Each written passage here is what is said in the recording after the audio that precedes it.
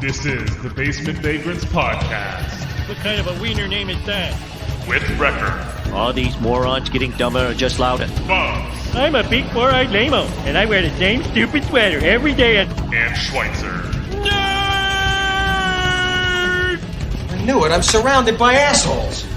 Hey everybody, it's Basement Vagrants coming at you for another episode in the middle of the start of summer in May. It's been a while. I mean, I think we say that every time because we can never stick to a regular schedule. But we are going to finish off our discussion of Picard today. Good news, well, for me anyway. I didn't have to watch it.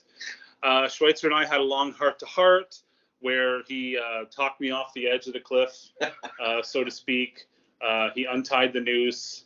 He put the bandages around my wrists and said I didn't have to finish watching the season because watching the first 4 episodes was really, and I'm not even joking at this point, it was very traumatic. It was hard to watch. I know I said I was enjoying the fact that I could talk about it on the show, but after that 4th episode, I couldn't bear it anymore. But I've got episode summaries, and I thought we could just go through it real quickly and just marvel at the terribleness of it. But before we do that, we got on the couch with us this evening, Bubs. To the windows, to the walls. Guess where my sweat's dripping off of? Maybe we should put down a towel. And of course, through the magic of the internet, joining us is Andrew Schweitzer. You know, we're getting into the start of summer, so naturally here in Calgary, they're calling for snow next week. Well, that makes sense. You're a comic book fan. Has it ever occurred to you that you live in Bizarro World? Quite possibly. Yeah. I'm not going to discount it. That's how Jerry Lawler used to describe Canada. So it makes sense. And speaking of comics, Schweitzer, the comic book world recently lost a couple really key influential people. I know you wanted to talk about that briefly. Yeah, a couple. In fact, it was last week. The artist George Perez passed away. Perez, just a titan of comic book art, did so much influential work on the Avengers.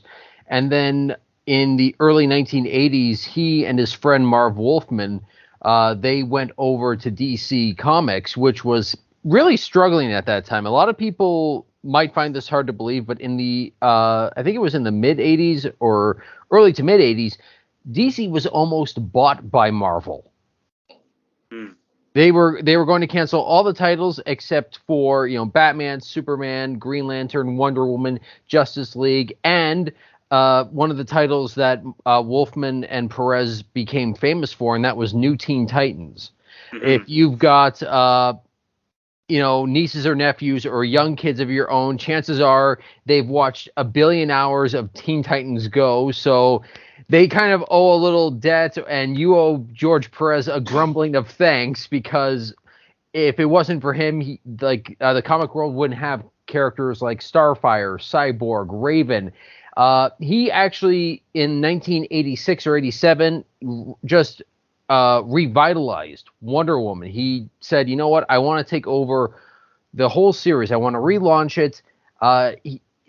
I haven't read that run yet. I've been looking into finding because all the copies these days are marked up to these massive omnibuses that are like a couple thousand pages, and so it's like, can't I just get one simple trade paperback that's got 6 issues in it? But just such an amazing artist. He was suffering from pancreatic cancer.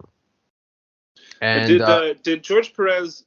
Did he create Raven with Marv Wolfman? Because I'm a big fan of Raven. I thought it was just Marv Wolfman who created her. No, he was the co-creator. In the case of sorry about that. In the case of Raven, Starfire, a lot of other characters. Deathstroke. Oh wow. Yeah, no, trust me. He was also the work he did on Crisis on Infinite Earths. Mm-hmm. One of Perez's great skills is having so many characters appear on a page, like all in one panel, but the detail on them was just so amazing. It's kind of like, it's not something that any artist could do. For something like that, you needed a George Perez. And when he announced his diagnosis in December of last year. He said, you know what? Unfortunately, there's no other available treatment. I unfortunately have to cancel a lot of appearances. DC and Marvel in 2003 they did something that's very rare. They had a collaboration where it's Justice League and teaming up with the Avengers. So they did When that. was this? That was in 2003, I believe. It was written by Kurt Busiek, and Perez did the art. What DC and Marvel both agreed was like, look, George, we love him. And this is the great thing about Perez. I've never seen anybody say a bad thing about him. Like, he was truly one of the good guys in comics, which is kind of hard to find these days, especially. But yeah, But- especially today when people are just dying to find anything wrong with anybody in order to destroy them. If nobody on Twitter can say a bad thing about you, then you must be a living saint. Yeah. Oh, and yeah, exactly. But this was the great thing that Marvel and DC did. They said, look, we love George. We're going to re-release Justice League and Avengers. So they did that recently. But the sad thing was, because it was such short notice, only 7,000 copies could be released. Oh. And that meant that, unfortunately, you've got people who are buying them, and now they're marking it up.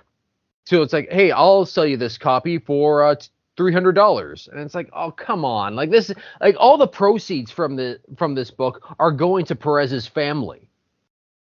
Yeah, the flippers. As soon as you have a limited release of anything, those parasites are going to come up and That's what try to make that's a what I buck. hate what they turn Record Store Day into. Every release now, everybody just buys it and flips it on eBay. That happens with Blu-ray releases too. If they release a special edition of something, people will buy a bunch of them and then resell them on eBay for twice the price.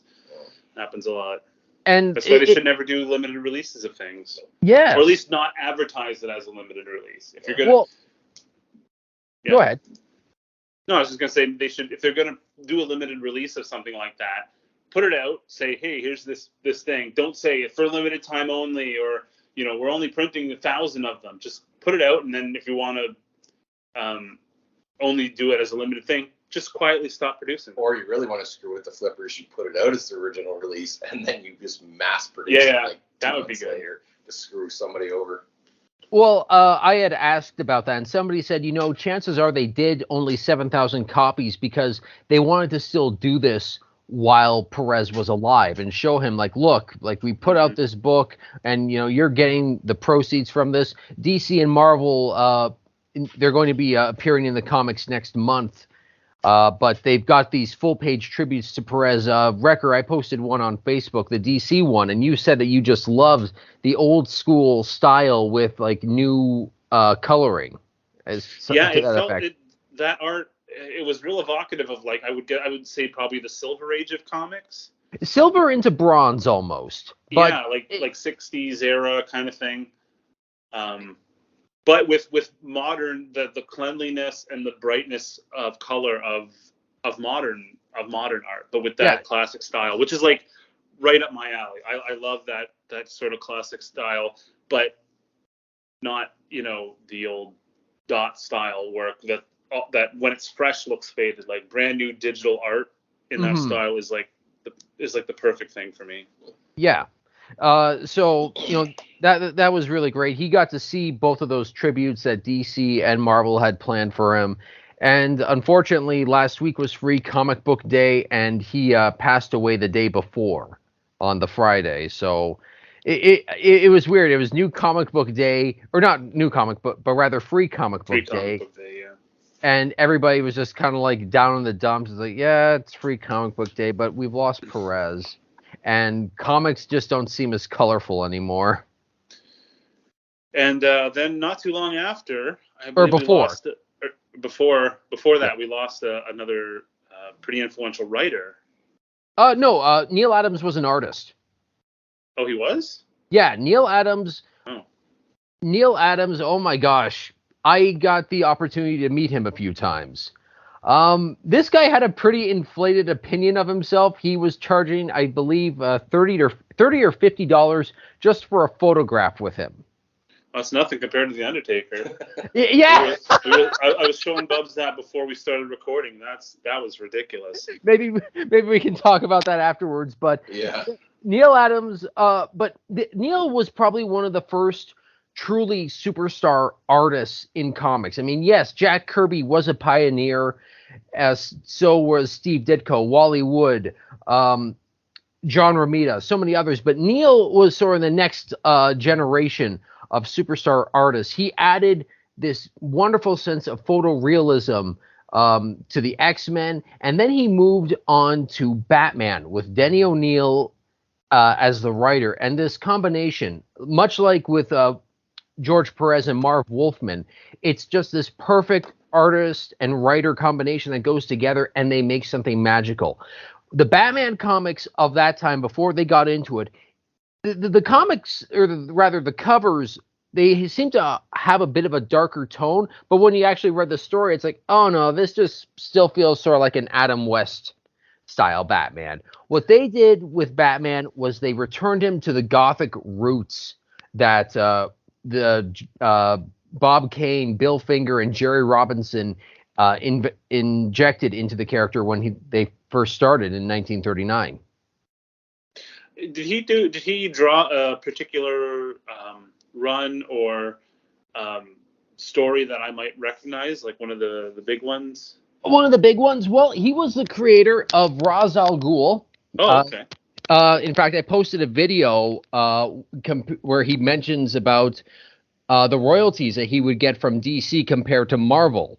For every movie that Ra's al Ghul or Talia al Ghul appeared in for the Christopher Nolan trilogy, he got $100,000. Wow. Jeez, that's really good. Ra's and Talia were both in, I think, 2 of the Batman video games too. Yep. I think Arkham City and Arkham Knight, so he probably made a bunch of money off of those. Oh yeah, and cartoon series, and and like the live action series, and that's the thing.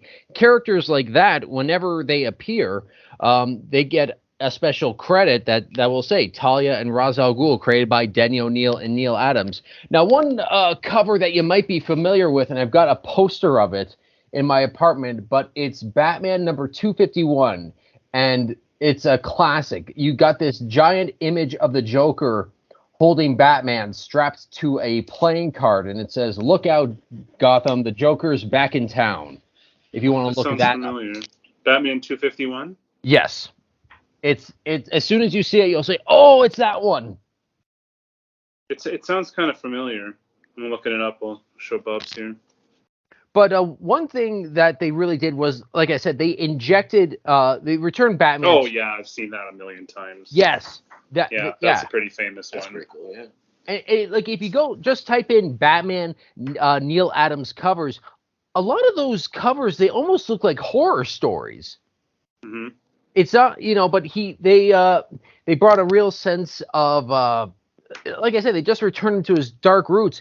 Two-Face became more of a prominent character. I don't think he had been used since like the 1950s when they got around to using him again. But characters like that, the Man-Bat, he was a really nice guy. I did not, like I said, bit of an ego. I mean, I personally think if you're going to be charging somebody $30 just for a photograph with you, you better be recognizable to the point where even someone like my mom, who has no clue about comics, even she knows who Stan Lee was. She would look at him and say, "Oh, that's Stan Lee. I know who that is. He wrote Catwoman, didn't he?" It's like, no. No, this is true. I love my mom, but she went to go see Captain America Civil War with my uncle. And during the airport scene, just before they're about to fight, she just leans over to him and asks, "So is Catwoman going to show up in this movie?" Probably not. No, not quite. But she still liked it nonetheless. But if I showed her, it's like, "Mom, do you know who this is?" and show her a picture of Neil Adams, she's like, "Is that your landlord?" It's like, "No, Mom, that is not that. No, Mom, that's not Julius. Try again." But well, other than Stan Lee, how many comic book industry people are recognizable by the general public? Not many. And Stan Lee kind of whored himself out there too. That dude showed up everywhere. Yeah, he was like the mascot of comics. Yeah. But like even I would probably not be able to recognize most people. One thing that Neil Adams did, even though he wasn't the big artist at the time, he redesigned the Robin costume for the 1990s. He got rid of the short pants and gave the third Robin, Tim Drake, a uniform that was obviously a modern update, but still showed that it was like paying tribute to the classic costume that had come before. And, Neil was still big on the conventions circuit prior to his death. And he was doing live streams on his Facebook page all the time. He passed away at the age of 80. I think he had sepsis. Oh. Yeah. That's not a clean way to go. No, unfortunately. But when I met him, he was always a nice guy. This was something that he was very big on. We were talking about the royalties that he got from DC compared to Marvel, right? Mm-hmm.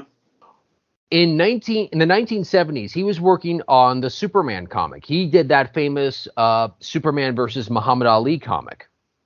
Okay. And around that time, they were getting ready to enter production for Superman the movie. And it's this massive production. You're going to have stars like Marlon Brando, Gene Hackman involved. And he's looking around and saying, everybody's going to be making money off of this comic. Jerry Siegel and Joe Shuster are still alive.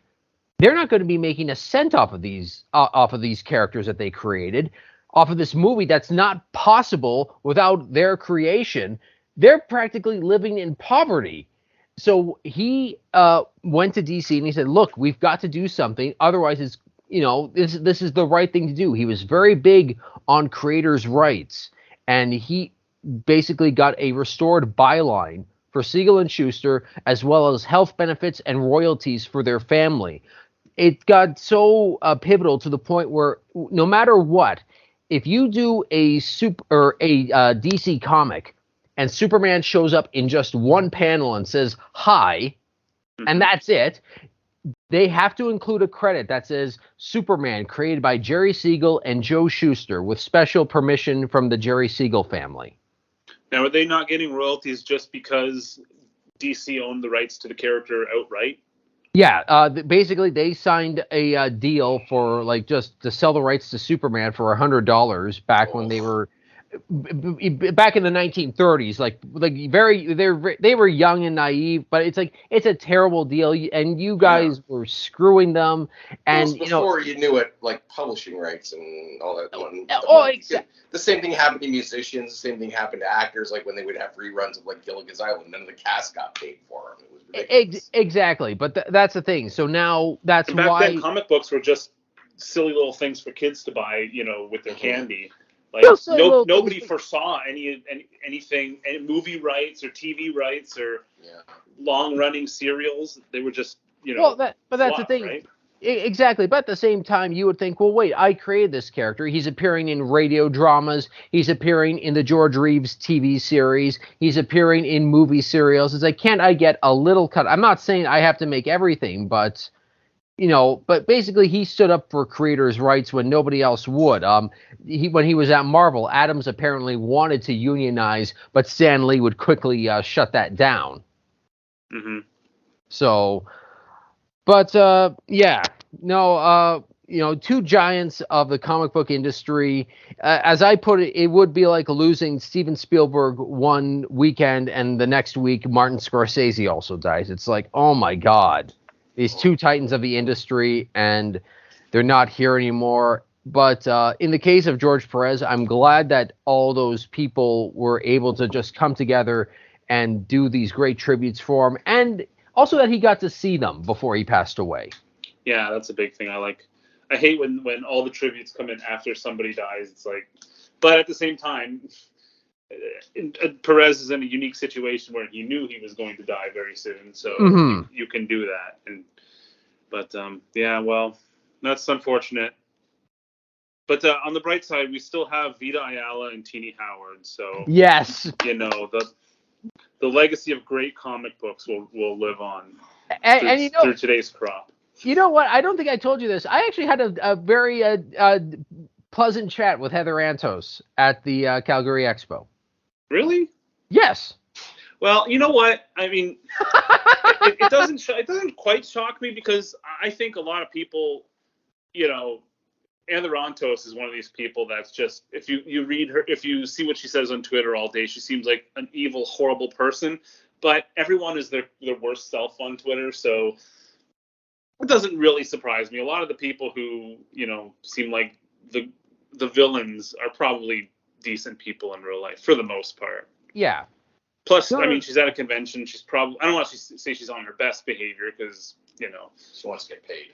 Yeah, but yeah, exactly. Are you sad? Speaking of legacies, are you sad and disappointed that Batwoman got canceled? You know what? I am surprised that it was still a thing. Right. Batwoman got canceled. Legends of Tomorrow got canceled, but Legends of Tomorrow actually made it to 7 seasons. Yeah. I've never even heard of it. The new CW series Naomi got canceled, but that was just poor Bendis. I know. Well, that's the thing. It's like, who was asking for a Naomi show? Bendis, Nobody. Brian Michael Bendis. Yes. He's the only one who gives a shit because he created her. But guess what they're doing now? They're doing a Batman, not a Batman, a Bat Family TV show. And it's Bat like, Family. Oh my God, yes, it's called Batman Gotham Knights, which is like, okay, that sounds like the good title for a video game. Or there's a video game coming out in October called Gotham Knights. Yes. Well, guess what this is what they're doing that's so stupid. It's like the Bat Family, I have said the Bat Family is a bit too big these days. You've got way too many people. So what are they doing? They're creating a new character who is going to be Batman's new adopted son. It's like, that makes what? 4? Yeah.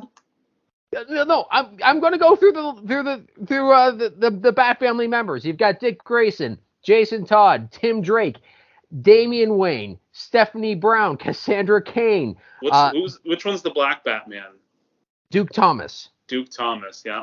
He's the Signal. They say, well, he's a Batman agent that can operate during the day. It's like, yeah, because the name Robin really screams creature of the night.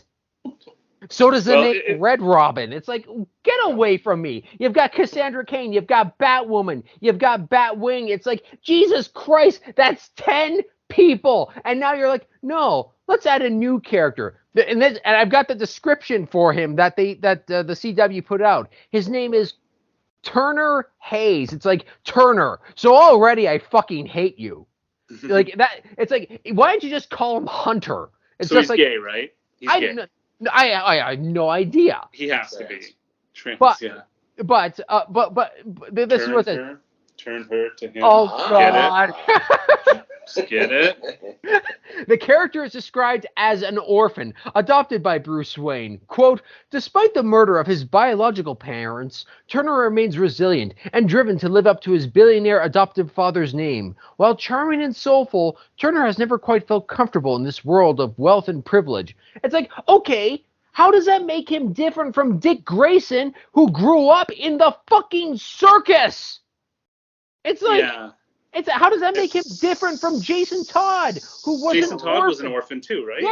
Yes, who grew up, who Batman discovered stealing the tires from the Batmobile. How does that make him different from, Tim Drake, who did have rich parents, but unfortunately his parents were always absent and a bit neglectful. It's like, you're making these things so unnecessarily overcomplicated. I just said, CW, since you're on a roll, just cancel this crap already. So, the point of Batman is to be covert, undercover at night. Now you got Bruce Wayne, who's essentially adopted a herd of children, and they're all got different personas. Don't you think this is going to start really bringing attention to the whole thing? Like, exactly. It's kind of hard to keep a low profile when all of a sudden you're adopting 10, 20 children, and then you've got all these new Cape Crusaders running around the city. That's a point. One of the things I actually liked about the third Robin, Tim Drake, was when he became Robin, his father was still alive. So he wasn't, Bruce Wayne's kid, and Chuck Dixon actually said in one of his YouTube shows, they tried to kill Tim's father within the first year of his solo series, and he kept him alive because he said, no, what creates good drama is Tim having to constantly balance his life as Robin and as just a normal teenager. And there's no drama if, I can just sneak away and become Robin without anybody wondering, hey, like, how come you're acting so weird? How come you're like sneaking away or shirking your normal responsibilities? What's going on? It's like, and unfortunately later on, they did kill Tim's father and he gets adopted by Bruce. It's like, whatever. Just there's no originality anymore. It feels. It's like, no, if you're a member of the Bat family, you gotta. What are you doing with those living parents? No. We're gonna paint a bullseye on them. You know what they need? They need to get Vince McMahon in there to shut down all these shows. He's really good at canceling and careers and destroying things. Vince McMahon came to terms and future endeavored half the Bat family. Yeah. Just get him in there to clean out the CW and all these shows. Nightwing, you're fired. I remember when this used to be UPN. We were number 2 to Star Trek Voyager. That Killer Croc is beefy. Well, that makes a pretty good transition. Do you guys want to start talking about Star Trek Picard? Yes. Go through the. Now, I had reviewed the first 4 episodes, and I took. No, we got 6. We got 6, but I didn't watch them. I refused. So I figured we'd just go through these episode summaries real quick. Okay. Do it. So last time, if you'll remember, it left off with Picard had found the Watcher, who was a woman who was either Laris, his Romulan housekeeper / love interest, or just looked like her. Apparently, she is called the Supervisor, which is a very exciting name, you know. So episode 5 starts off. The Supervisor introduces herself as Talon. So I guess she's not Laris. She's someone else who just happens to look exactly like her, because they signed the actress to a 2-season contract, and she's obligated to be in it. It's amazing how many people in the past look like people Picard knows. Yeah, and we'll get to another one real soon.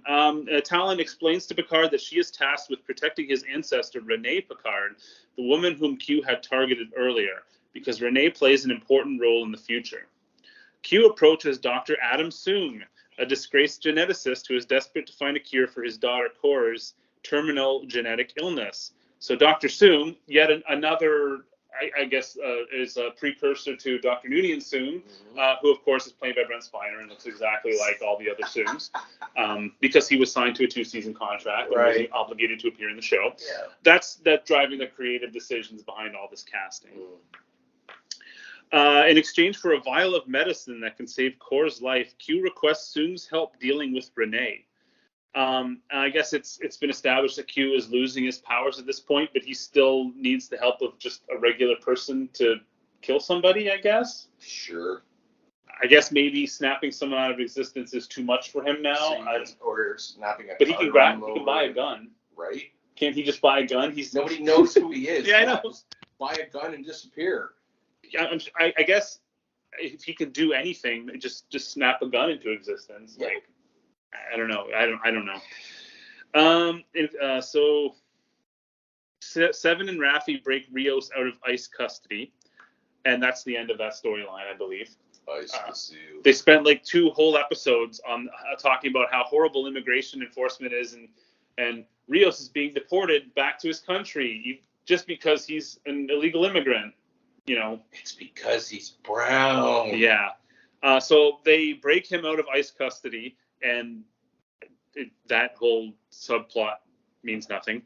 Now, did they free any of the other people who were going to be deported? Probably. They don't matter. Yeah. Back on La Serena, which I believe is their ship, the board queen, taps into the ship's communication to broadcast an emergency call to lure a policeman onto the ship. Agnes shoots the queen to prevent her from assimilating the policeman, but the dying queen injects Agnes with Borg nanoprobes. Oh no. Picard knows that Renee is destined to find a sentient organism on Jupiter's moon, Io, and it is essential that she does not back out of the Europa mission. To monitor her at a pre-flight gala, Agnes infiltrates the events to hack the system. Such a 90s phrase, hack the system. So they can all attend, but the Borg Queen's consciousness is lurking within her mind. Because that's a thing. So I guess Q's plan now is to stop Renee Picard from completing this Jupiter mission, which will, I guess, somehow result in the horrible nightmare future that we saw in the first couple episodes. Again, why does Q want this to happen? We don't know yet. Okay. It's still a mystery. And why are Seven there? Oh, sorry, why is Seven there? Why is Rappy there? Why is Agnes there? It's like, Were why you not paying attention? They were signed to 2-season contracts and are obligated to be in the show. I'm sorry. That's why you're they're right. there. You're right. It's my Irremotic syndrome. This just listening to the synopsis accelerates it. Okay. Episode 6. With the Queen's help, Agnes gives Picard, Talon, and Rios access to the gala. There, Picard is confronted by Soong, who alerts security that Picard is dangerous. Agnes and the Queen cut the lights and create a distraction by singing a jazz cover of Shadows of the Night. For some reason. Yeah. The resulting rush of endorphins allows the Queen to take full control of Agnes's body. So in order for the Borg Queen, essentially the most powerful Borg in existence, to assimilate just a random human, she needs endorphins? Sure. I mean, it seemed pretty easy for them to do it, in TNG and Voyager. They just stick the tubes in your neck. Yeah. But okay, whatever. Nothing matters. No. Q, having taken the role of Renee's therapist, stokes her insecurity with text messages. This is a real thing. This is a parody, right? Like, we're not watching a real show. I wrote this, yeah. Okay. I believe that.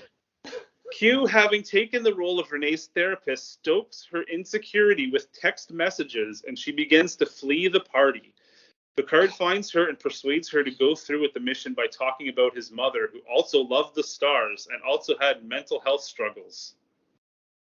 Okay, how could she have mental health struggles in the 24th century? Well, this is in 2024. Remember?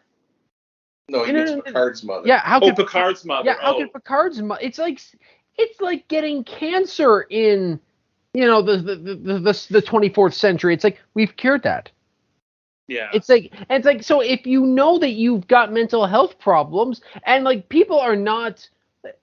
Oh God, just continue. I'm gonna phaser myself. You're right, because they got counselors everywhere in the 24th century. Yes. Yeah, they're on the bridge of the Enterprise. Literally everywhere. They have all kinds of medicines and everything else. So unless you're like dealing with like some serious PTSD, odds are you're not killing yourself over just I'm depressed. Like none of the 24th century. Come on. Yeah, but we know the writers of the show don't know that or don't care. Because we need to highlight mental health struggles, because that's important. Wagon train to the stars. Soong sees Renee and Picard walking together outside and attempts to run Renee over with his car. So apparently that's what Q instructed Soong to do. Q needs someone to hit someone else with their car. So wait, why does he need to have Soong hit her with a car if he's sending her just regular text messages? Are you saying like he should like convince her to kill herself or something? Well, yeah, just like if he's manipulating her via text message, and like I'm sorry, like if this is Q, like he should send a dick pic. Well, wait. So isn't Q manipulating the therapist, right? Q is posing as her therapist and is manipulating her to have her self-doubt about the Jupiter. Well, couldn't he just push her over the edge with depression and make her kill herself? That's what I said. Yeah, like a litany of literally 1,000 ways you could have her kill herself or not go on the mission, instead of just try to run over with a car. Like there's literally 1,000 ways you could have prevented her from going on this mission. Picard pushes her out of the way, but is hit by the car and knocked unconscious. Because if a 98-year-old man gets hit by a car, they just go unconscious. He's an android, don't forget. Oh, is he still an android? I don't remember them saying otherwise. I guess so. I wonder if they mentioned that or not. Well, this is the thing. I see later they take him to a clinic. They use a defibrillator on him, and using the defibrillator on Picard, i.e., the android body, overloads the defibrillator. So it's like, Even why if it would wasn't, Picard is an artificial heart. Right. okay? But wait, he's a Picard of an alternate timeline now. Oh God, where's that Is he face? still an android? Does he still have a robotic heart? And would any doctor that's examining him be able to tell that he's got an artificial heart? Yeah. It would be so advanced. They'd be like, "What is that?" So after returning home, Soon deliriously rants at Core, his daughter. She investigates his research and learns that she is the only one to have survived many apparent clone he created. So apparently she's a clone of him or something. Okay, hold on. Refresh my memory because, again, 2-year contract. She's Soji, right? Yes. An actress? Is she Schweitzer? Is she? I believe she is. I didn't think. Yeah, the Asian girl from the first season. Oh, is she? Oh, she's not Asian. I thought she was. I don't think so. No, she's not Asian.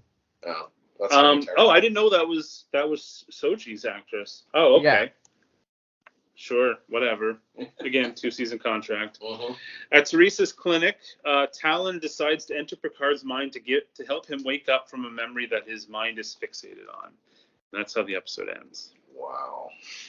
All right. Episode 7. Inside his mind, Picard relives part of a memory from his childhood where his apparently abusive father, Maurice, chased Picard's younger self and mother, Yvette, through the house. Talon helps Picard realize that his mother was actually struggling with mental illness and Maurice was just trying to protect her and Picard.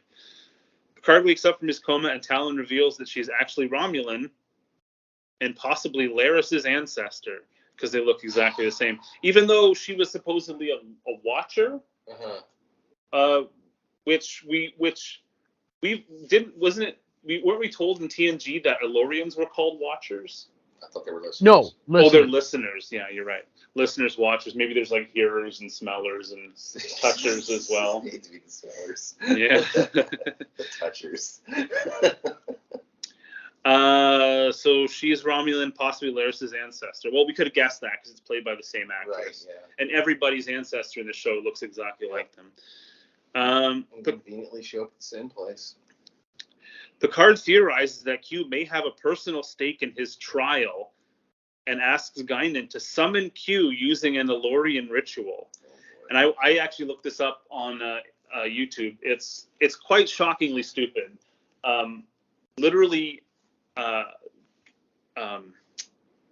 the fuck's her name? Guinan. I drew a blank on her name. Literally, Guinan takes a bottle out and rubs the bottle to make Q appear. It's literally summons him like a genie in a bottle. Oh, I thought you just simulating a hand job on a beer bottle, but okay, that's one way. And she says some bullshit about how Elorians. What did she say? Like Elorians are in tune with the frequency of the universe, and we can use this bottle to tap into those frequencies because apparently the Elorians have like a truce with the Q. I remember seeing that clip. It's like, why? No, the Elorians are not that powerful.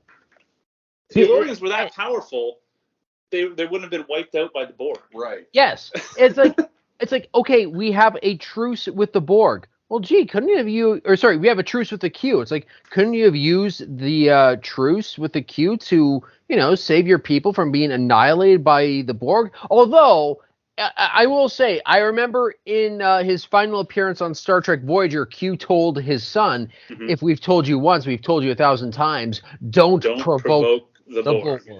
Exactly. Yeah. So maybe there was a reason they couldn't do that. There's one of my favorite little moments in Picard in TNG. I think it was in yesterday's. Was it in yesterday's Enterprise? No, it was Q Who. Okay, where Q meets. No, I'm talking about the one where Q meets Guinan. That's the first thing. Oh yeah, yeah. And he's like, at first he's like shocked to see her, and he's almost looks like afraid of her, and he's on the defensive. She's not what she's seen. She's an imp. Yeah, and it's quite a shocking scene because like, wow, there's someone that Q may be afraid of. Like, that's insane. So it's real interesting to think what their the Q's relationship with Guinan in particular. It wasn't really her race. Was it the people, or was it just her? We didn't know, and it was so mysterious. But now it's like, okay, the Elurians had an alliance or a truce with the Q. Well, why? That doesn't explain why Q was afraid of Guinan. They had a truce, so they're just at peace, right? They're at terms. I don't understand. Maybe this is something they thought they might build on. It's but fucking midi-chlorians. It's basically midi-chlorians. Why can't you just leave the mystery alone? Right. You know? Where was I? Summoning Q from the bar. Oh yeah, the ritual fails just as FBI agent Martin Wells enters the bar and arrests them based on surveillance footage of Picard using his transporter. So he's got like a video on his phone. Apparently, when Picard beamed down to the 10 forward, he was caught on a security camera, and they saw it instantly. Raffi and Seven discover that the ship's computers have been sabotaged with Borg encryption codes and begin tracking Agnes. They find a bar where she smashed a window and realize that the Queen is trying to create more endorphins in Agnes until she has enough power to assimilate more people and become a new Borg Queen. So the Queen is trying to make Agnes the new Borg Queen, and apparently she needs endorphins to do it. Why doesn't she just flick the beam? Oh my god. Seriously. No, really. No, you can get you get endorphins by sexual release. That's true. Yep. Fucking masturbate or bang a bunch of dudes. That would probably be a lot easier. Right? And this show literally has no shame. Yeah. So it's like... Okay, episode 8. We're almost there, guys.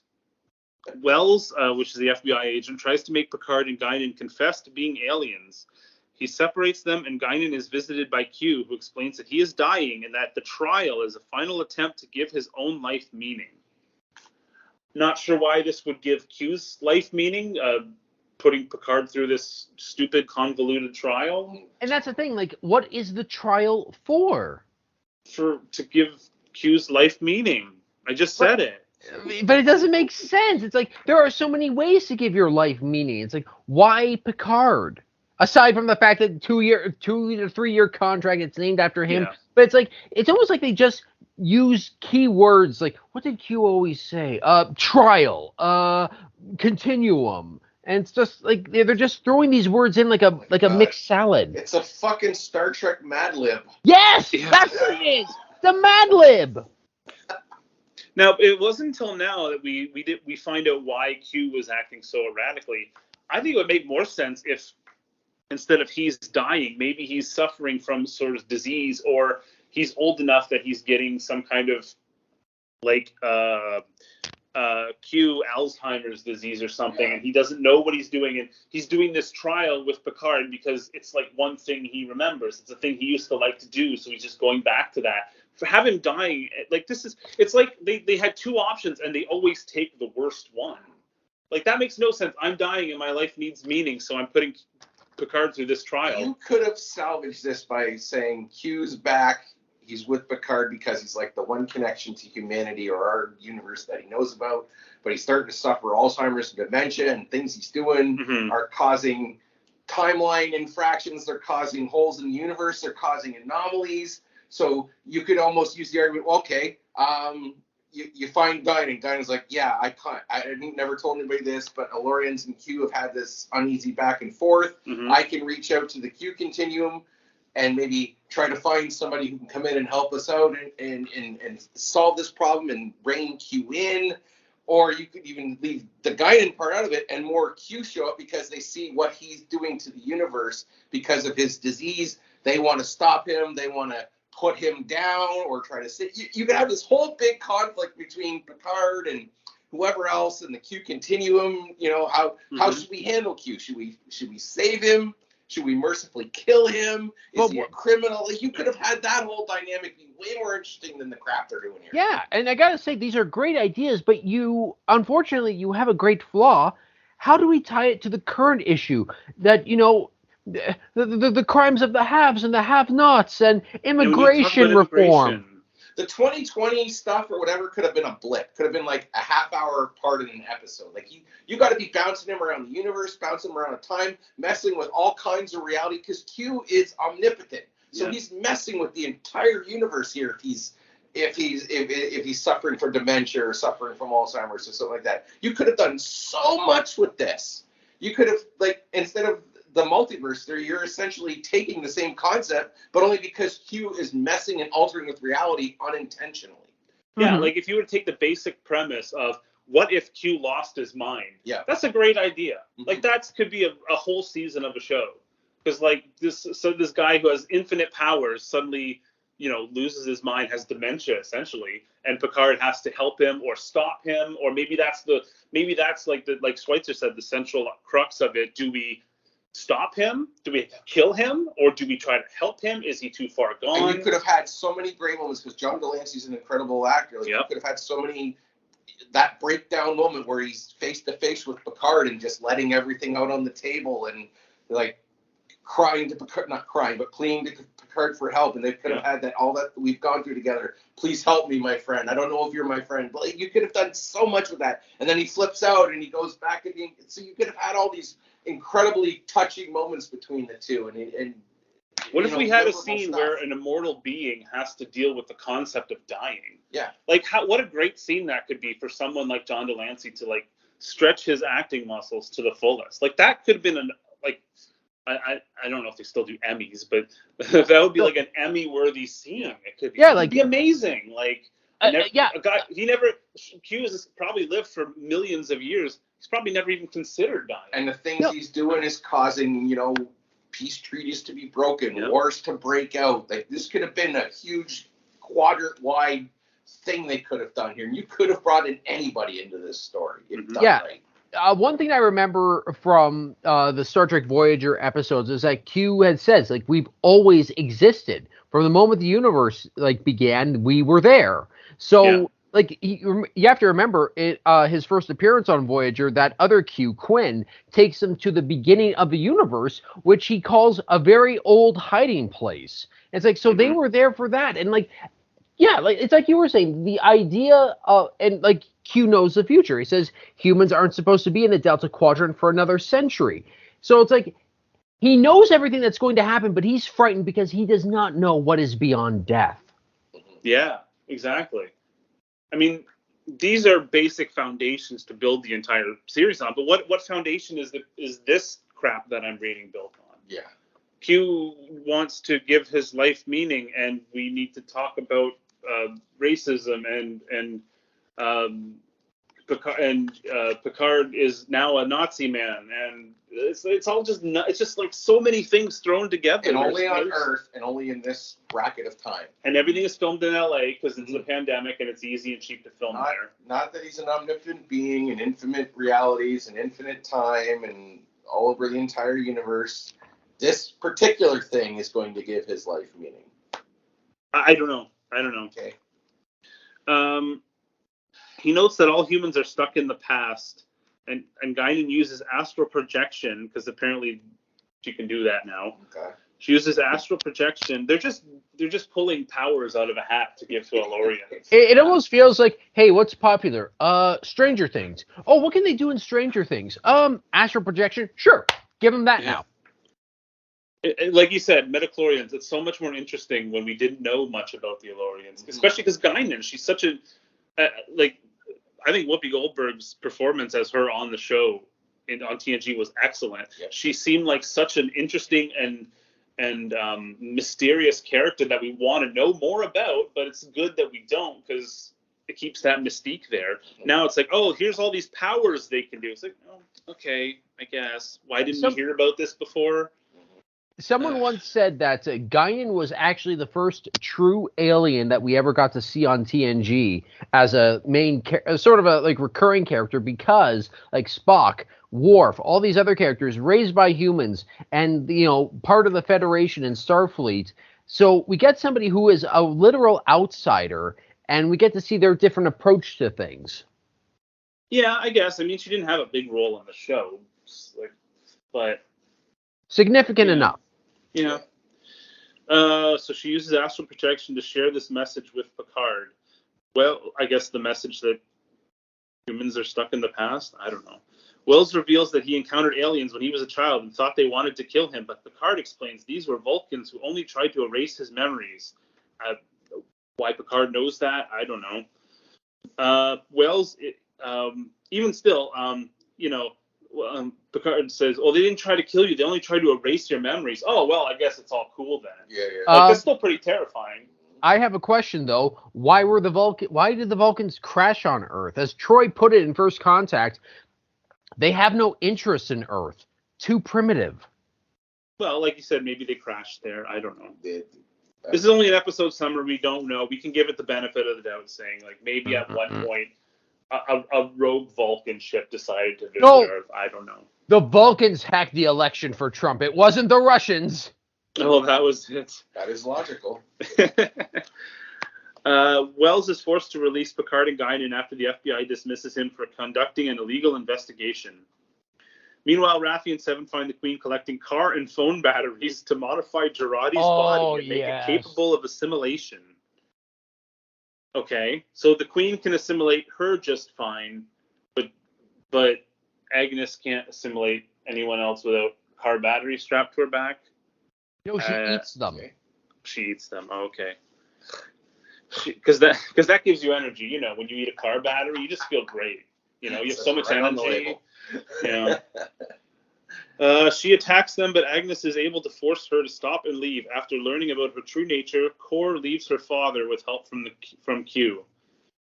So the Queen persuades Soong that he can save his legacy by helping her steal La Sirena, thereby enabling her to conquer the galaxy. Soong provides her with a squad of mercenaries to convert into Borg drones.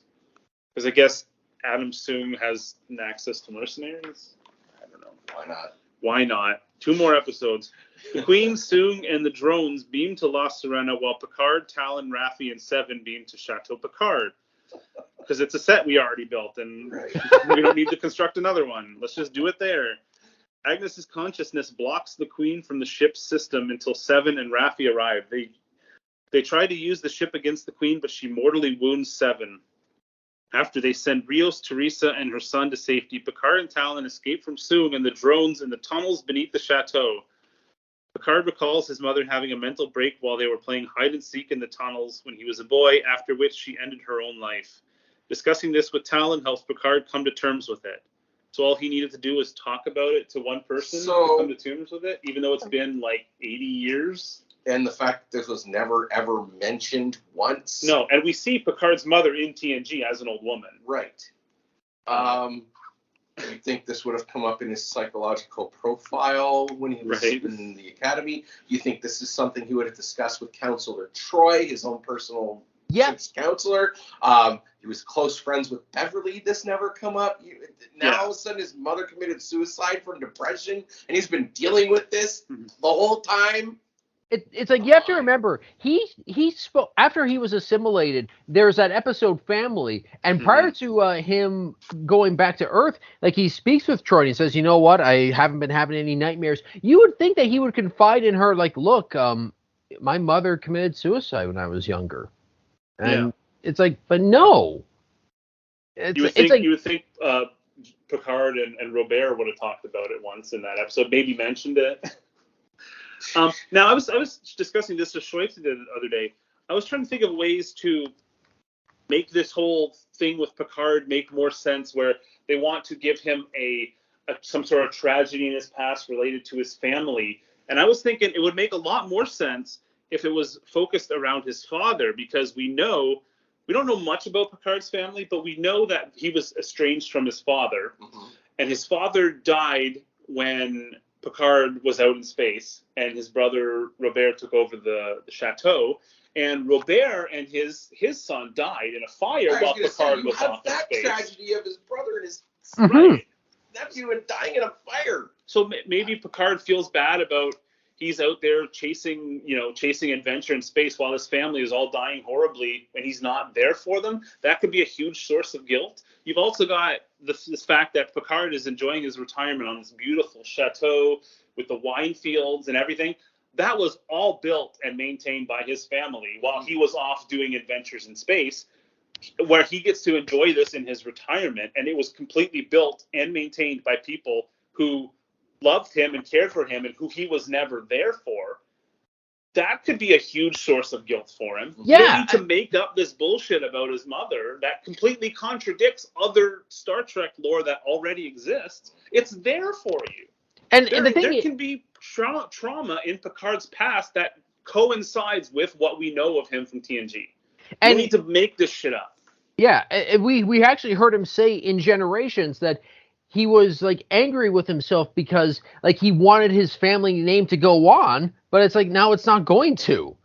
Doesn't he burst into tears in front of Troy? Yes, like he breaks down. He breaks down, like explaining that they both died in a fire, and like he is so angry with himself that it's like I gave my life to Starfleet, and like I wanted my family name to go on, and it's like, like also just imagine it's like you've got like a I don't know how old Renee was, his nephew, but it's kind of like probably just like not very old, not like maybe 15 at best. Yeah, at most, yeah.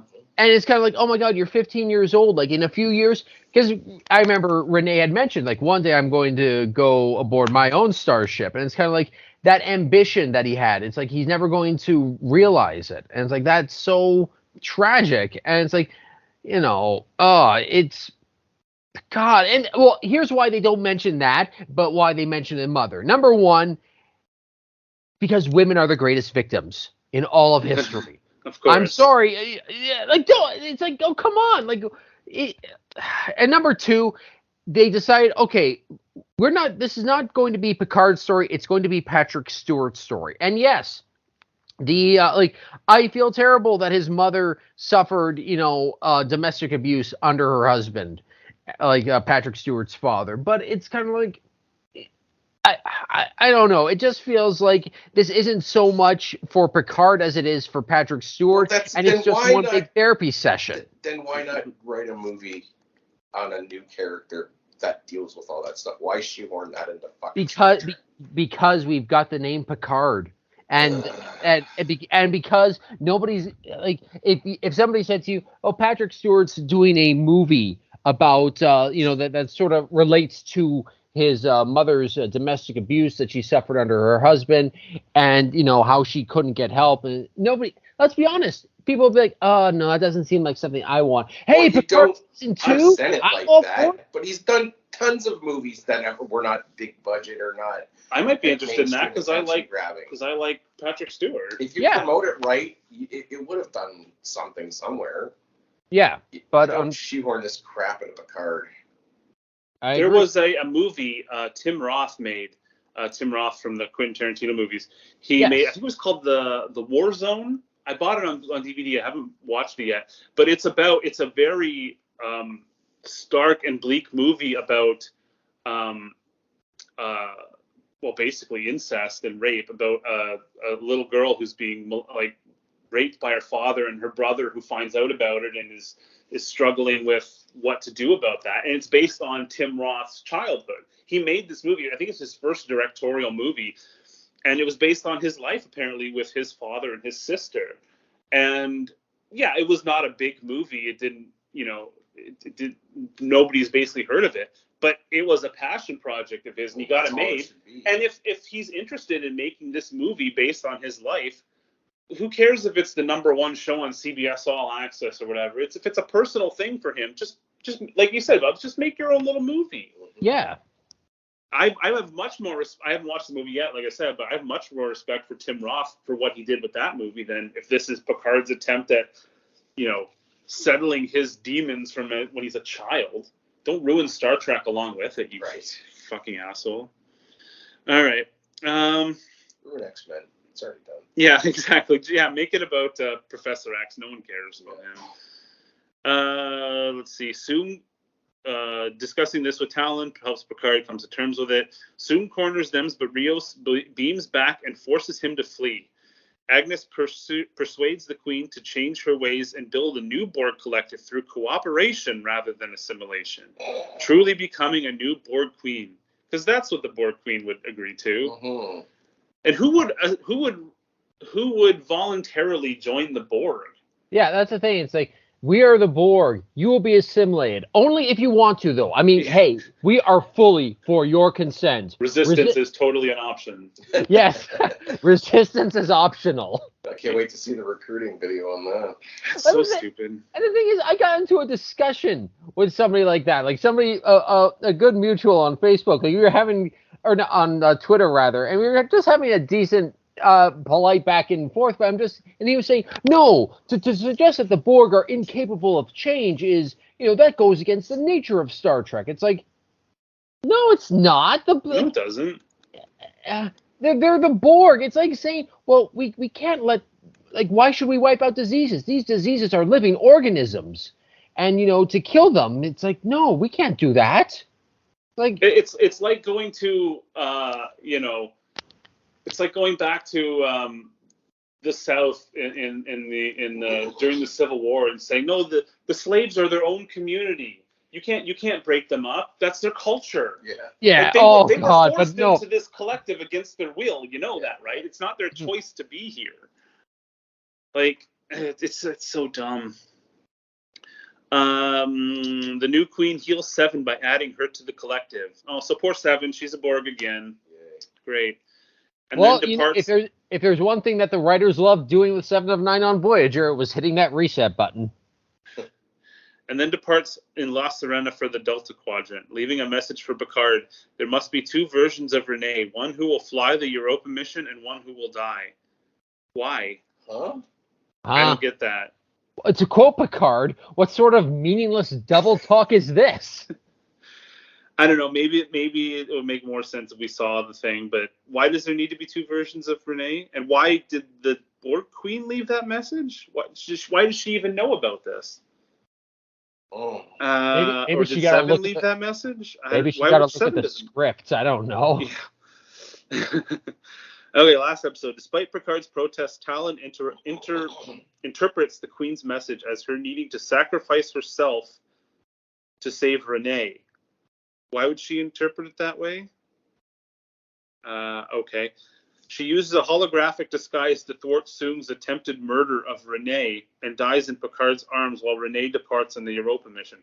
So, if she needed to use a holographic disguise to look like it was Renee being murdered, but it was just her being murdered, why couldn't they just get out a phaser and stun Soong and then put him in the trunk of their car for the rest of the mission? Like, what? What? Nothing is less satisfying and more frustrating in fiction than a heroic sacrifice that's not necessary. Right. Like, remember in Red Letter Media when they were talking about the Discovery, and there was that scene where there was a torpedo lodged in the ship, and the one person like sacrificed herself to save the ship, which was totally unnecessary, and she didn't need to do that. It makes your character seem really stupid when they just volunteer to die, and they don't need to. Dying for unnecessary drama. Yeah, basically. Oh no, this character that we've known for 4 episodes is now sacrificing herself. Okay. You can't recreate the death of Spock from from Wrath of Khan. It's like, it's impossible. No, I totally agree. So to dies of Picard's arm was while Renee departs in the Europa mission. After his failure, Soong returns home to find that Kor has deleted his digital files, though he still has a physical file labeled dun dun dun Project Khan. But Khan Khan. Do you remember Wrath of Khan? Do you remember it? So wait, the same guy who created Data and lore. No, his ancestor is responsible for Khan. And again, this has never come up before. Data, who can process 1 billion quadrilobytes per second, never once just thought to bring that up ever. Yeah. Okay. And this is an alternate universe. Maybe it's different. Sure. I don't know. I'll concede that. But again, it's as Spock said about Khan, from 1992 to 1996, absolute ruler for more than a quarter of your world. It's like, ugh. Kor is recruited to join the Travelers by, oh my God, Wesley Crusher. They let Will Wheaton back on the show for 5 minutes. Hooray! and Rios decides to stay in the past with Teresa. Because that's not going to throw any fucking timeline off at all. Q and Picard discuss the purpose of the trial, with Q hoping that Picard has learned to let go of the past and accept love. So when that he's was 90,000 years old. So that was Q's purpose. All of this was to teach Picard to let go of the past and accept love. How does any of this relate to that? Or give his life purpose. Or give Q's life purpose. Yeah. You needed to do all that just for Picard to accept this. It's like if I were to cheat on my spouse and say, you know what, I think I did it because I was so in love with you. It's like, what this doesn't make sense at all. Why doesn't Q just take Picard to the future? And when Picard's like lying on his deathbed completely alone and say, hey, you want this? You want this? Get a girlfriend. He could have just Scrooged him. Goes to Picard's past, the present, and the future. Easy peasy. Well, and you know what? Maybe this is nitpicking, but just because Picard has never had a wife, he's never had a kid, doesn't mean he's never accepted love. Mm-hmm. Like he's been with women before. Okay. Like, also, the inner light. Yeah, good point. Yeah, the inner light. He lived the whole life with a wife and children and grandchildren. Yes, it's kind of like, I actually watched that episode recently. It's great, and it's like, the man is not shut off of love, all right? I mean, yes, he is committed to his duty, or rather, he was, but it doesn't mean that he does not know what love is. I mean, for God's sakes, he showed that he cared about his dog in the first season. Well, that was the point of Picard, whether it be Vash or that scientist from that one episode, or Beverly Crusher. The point was never that Picard was incapable of love. The point was that Picard put his duty as a captain before his personal feelings, and that was why he never had a family, right? You also showed Picard an alternate future where he was married to Beverly. Yeah, that's right. Yeah. Like it's like they watched a select few episodes of TNG, the writers, and said, "Oh, Picard has never been able to commit to love," without understanding that no, it's because he puts duty above everything else. Right. Now that he's retired and has now no duties as a Starfleet officer, this is when he would get with Laris or whatever, or maybe seek out a love from the past or whatever. Like right. it doesn't fit with his character. They don't know his character. Q then uses the last of his power to send Picard, Seven, and Raffi back to the Stargazer in their own timeline where Elnor is alive. Because remember Elnor? So Q didn't have the power to kill Renee Picard. He needed soon to run her over with his car. Mm-hmm. But he has the power on his deathbed to send everyone back to a different timeline. What? How does that make any sense? Also, wait, his name was Elnor? Elnor. I've been calling him Eleanor all these years. It's not Eleanor Roosevelt. Aw. I thought he was a trans-Romulan. It's kind of like, there you go. There's your rep. So, what was the point of the anomaly in the first episode where he was hearing somebody call out to him? I don't know. I don't think it says in here, that but never got resolved? I think that the Borg Queen that came through, is that a future version of Agnes? I don't know. Was Agnes the one in the black figure? The mask? That's what I assume. We never got answers to that either. No. So why in the first episode did the Borg come through the wormhole or whatever and say they wanted to join the Federation just to get Picard there? But if Q was going to send him back in time to this alternate past, why did they need to go there? I don't know. It's this season, this show in general, but this season in particular, is the most nonsensical, messy piece of fiction I think I've ever. There's almost nothing. Plot threads get brought in and forgotten about immediately. Most of the show is nonsense. Is completely unnecessary. Like the whole shit with ICE. That was 2 episodes, like devoted to that, and it's just meaningless. Because we have to know how terrible we are. Right. Message. Picard recognizes that this Borg Queen is Agnes, whose collective has detected a new transwarp conduit that they offer. It used to be something else. that they offer to monitor as provisional members of the Federation. After reuniting with the older Guinan and learning about Rios' life in the 21st century, Picard returns to his chateau and asks Laris for a second chance at being together. So this was all about Picard learning to find love, I guess. Now he's going to bang his Romulan housekeeper. Even though she's probably, 40 years younger than him? Oh, at least. I don't know how old Picard is supposed to be in this. At least 100, right? I would assume so, yeah. Assuming that we know how people age and how long they live in the future, people probably live to be 150. I mean... Leonard McCoy, when he appeared on... Next Generation's first episode, I believe he was 137 years. Yeah, so and this is far in the future. And of course, Picard has an android body now, so he can live. So that whole season was basically just designed so Picard would ask out his housekeeper. I guess. That reminds me of, and I don't think anybody in here maybe watched the show, but it reminds me of How I Met Your Mother, where the whole thing. The mother wasn't significant. None of the story of the mother mattered. It was also he'd asked about Robin in the very last episode. I didn't watch the show, but I heard about it. I heard so many people upset about that. Yeah, nothing meant anything with the mother or anything. It was just so he's gonna ask out the one girl again. Yeah, people said it's like it wasn't about the mother after all. It was just like, yes, I loved your mother, but then I loved her instead. It's like, oh wow, that I can understand why people would be upset. So that's season 2 of Picard. Shitload of fun. I'm so glad I didn't have to actually watch it. I'll be honest. I was very concerned about your mental health because when we were discussing it last time, you genuinely sounded depressed. It was very hard to watch. Like I am not exaggerating when I say that episode, specifically episode 4 of season 2, is the worst written piece of fiction I have ever watched in my life. It's the worst. It's literally painful. Like I'm not even exaggerating. Can't wait to see how they ruin all the original characters in the 3rd season. Well, funny you say that because yes, that's right.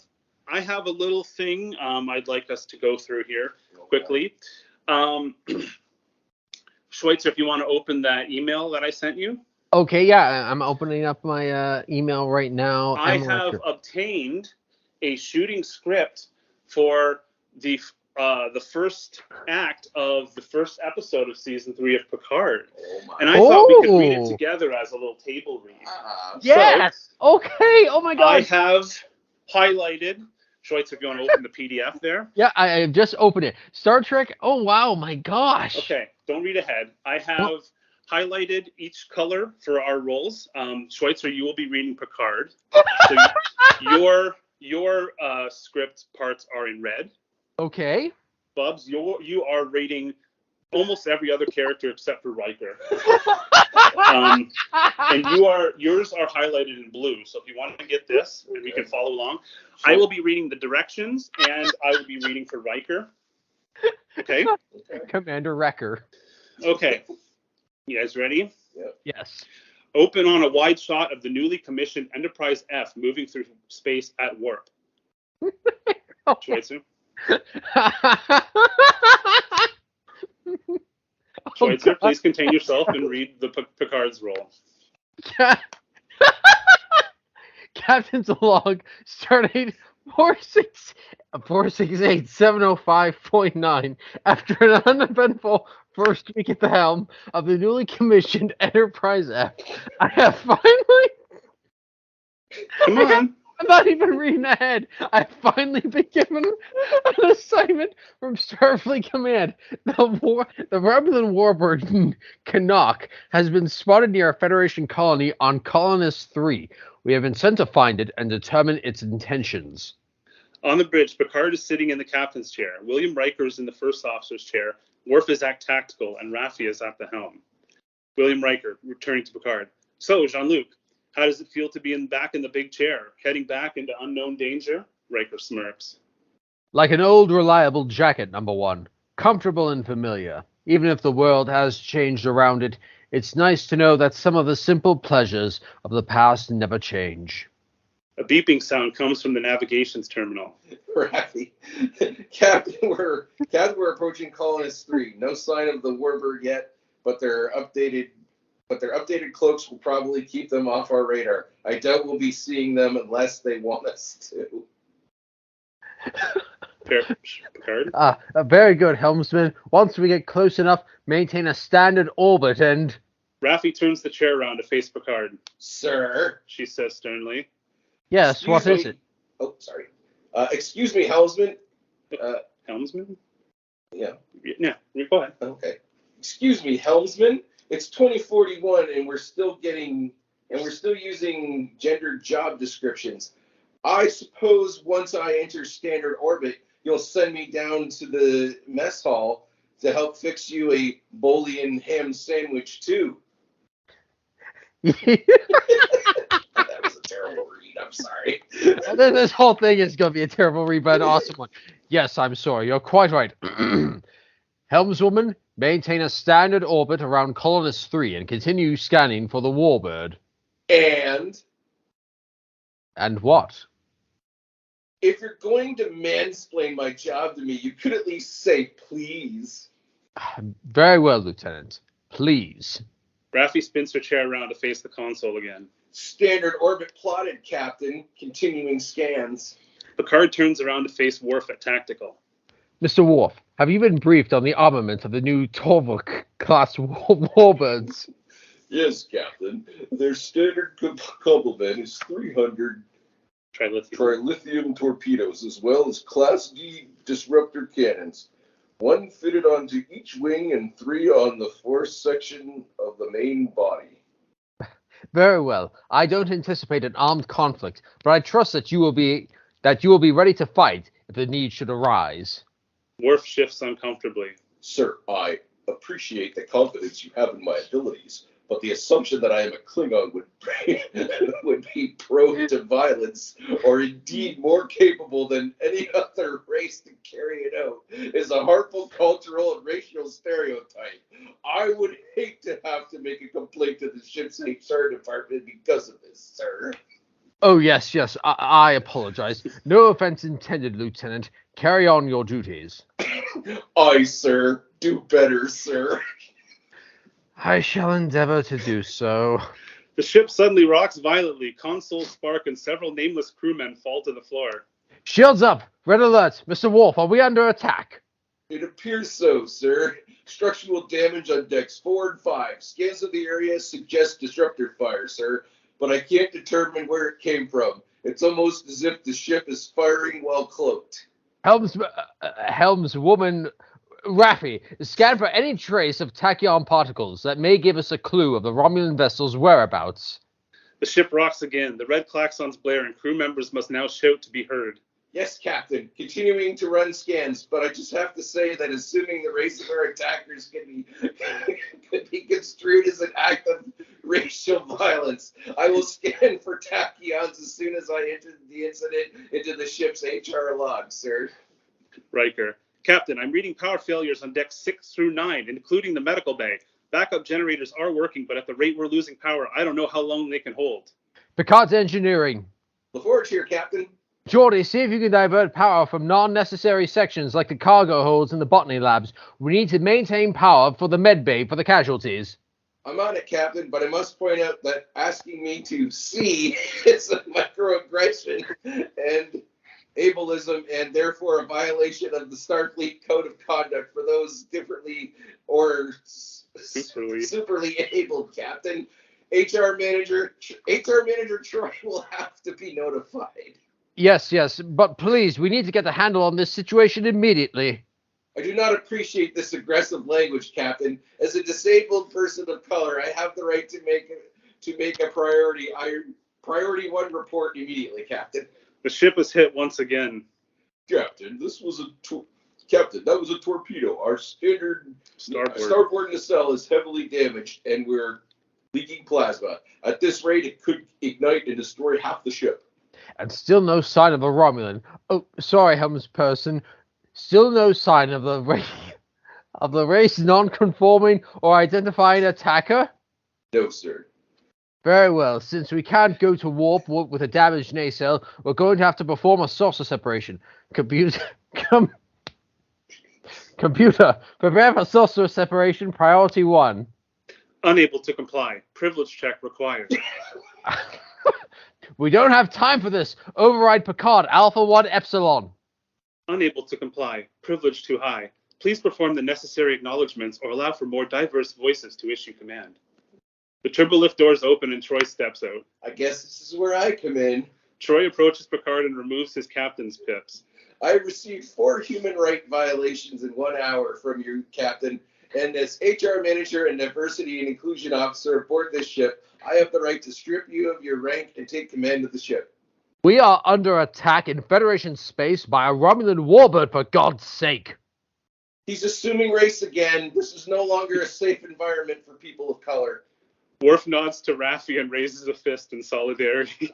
Mr. Worf, I acknowledge that this may be seen as a cultural stereotype, and as a white passing person, I acknowledge my privilege in asking you to perform this act, but would you please escort the former captain to the brig? Escort, sorry.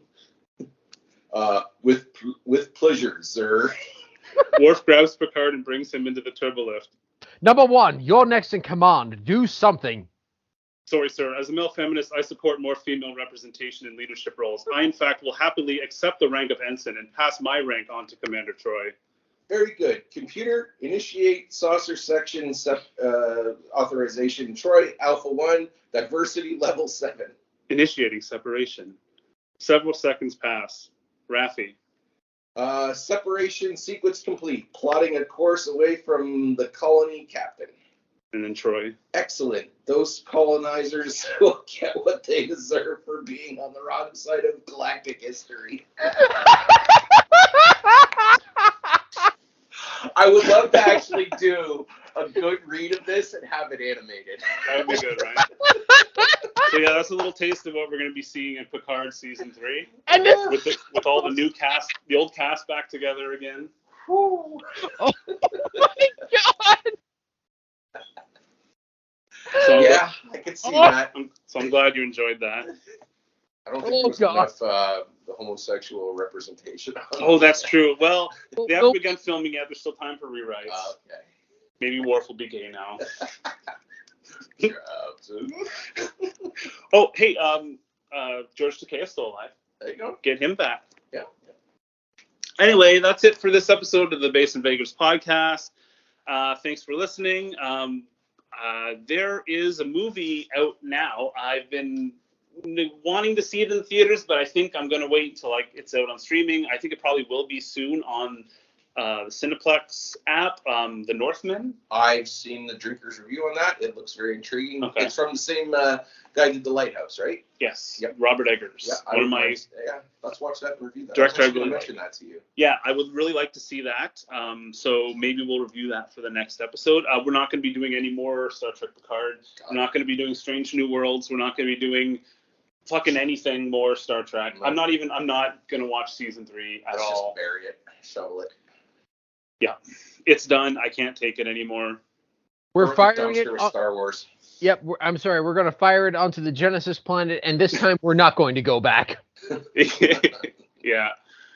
All right, that's it. So thanks for listening, and we'll be back hopefully soon.